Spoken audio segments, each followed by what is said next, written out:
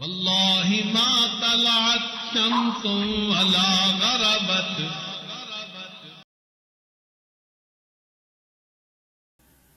ستارے جھک گئے، اس میں کیا حکمت تھی؟ بتانا یہ مقصود تھا لوگوں، یہ وہ شخصیت ہے جس کے سامنے آسمان کی مخلوق بھی جھک رہی ہے. دنیا والوں، تم بھی ان کے سامنے سر تسلیم خم کر دو، تب تم فلاح پاؤ گے. وقت کے بادشاہوں کو یہ پیغام دیا کہ دیکھو، آسمان پہ جھکنے والے ستارے اگر جھک گئے تو زمین پہ چمکنے والے لوگ تم ہو، تمہیں بھی ان کے سامنے اپنی گردوں کو جھکانا پڑے گا. ایک نکتہ یہ تھا کہ پیدا ہونے والی ہستی ایسی ہیں کہ ان کی صحبت میں جو آئے گا، ان کے قدموں میں جو آئے گا، ان کی تعلیمات کو جو اپنائے گا، جس طرح آسمان کے ستارے ہیں اسی طرح ان کی صحبت میں آنے والے زمین کے ستارے بن جائیں گے. چنانچہ نبی علیہ الصلوۃ والسلام نے فرمایا، اصحابی کالنجوم بأیہم اقتدیتم اہتدیتم. میرے صحابہ ستاروں کے مثل ہیں، ستاروں کی مانند ہیں، ان میں سے جس کی بھی اقتدا کرو گے ہدایت پا جاؤ گے.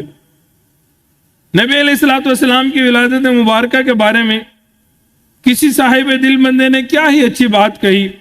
فرماتے ہیں، خلیل اللہ نے جس کے حق میں دعائیں کی، ذبیح اللہ نے ہوتے ذبح جس کی التجائیں کی، جو بن کے روشنی پھر دیدائے یعقوب میں آیا، جسے یوسف نے اپنے حسن کے نئے رنگ میں پایا، کلیم اللہ کا دین روشن ہوا جس کی ذو فشانی سے، وہ جس کی آرزو بڑھ کی جواب لن ترانی سے. نبی علیہ الصلوۃ والسلام کے یتیم ہونے سے یہ بتانا مقصود تھا، دیکھو ظاہراً یہ ہستی بے سہارا ہے، مگر جس کا کوئی سہارا نہیں ہوا کرتا اس کا سہارا اللہ ہوا کرتا ہے. والد کو ابا بھی کہتے ہیں، عربی میں ابو بھی کہتے ہیں. وکان ابوہما صالحا، ابو مخفف کر کے اب بھی کہتے ہیں.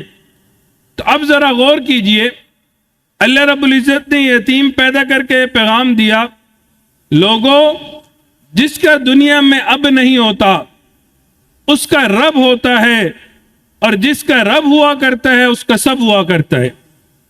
یتیم ایسے ہی در یتیم بنتے ہیں. اللہ اکبر. وہ جس کے نام سے داؤد نے نغمہ سرائی کی، وہ جس کی یاد میں شاہ سلیمان نے گدائی کی، دل یحییٰ میں ارما رہ گئے جس کی زیارت کے، لب عیسیٰ پہ آئے واز جس کی شان رحمت کے.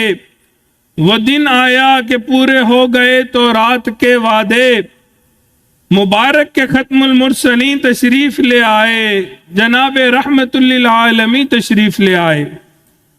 سبحان اللہ. اللہ رب العزت کی شان دیکھیے. آپ علیہ الصلوۃ والسلام کی ولادت مبارکہ سے 3 ماہ پہلے آپ کے والد ماجد کی وفات ہو گئی، جس کی وجہ سے آپ یتیم پیدا ہوئے.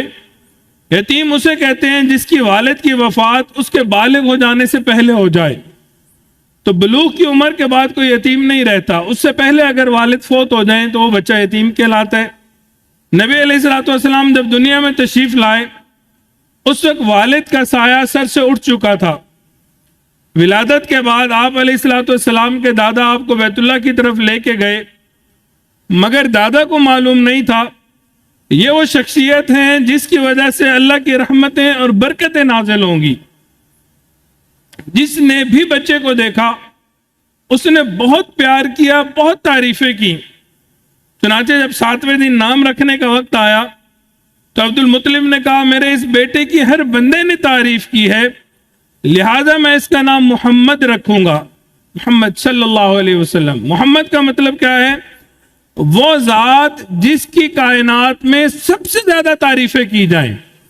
تو انہوں نے کہا کہ میں جہاں لے کے گیا ہر شخص نے اس بچے کی تعریف کی تو میں اس کا نام محمد رکھوں گا. نبی علیہ الصلوۃ والسلام محمد بھی تھے، احمد بھی. احمد سے مراد وہ ذات جو اللہ رب العزت کی اتنی تعریفیں کرے کہ کسی نے اتنی تعریفیں نہ کی ہوں. تو یہ دونوں نام اس سے پہلے کبھی نہیں رکھے گئے تھے.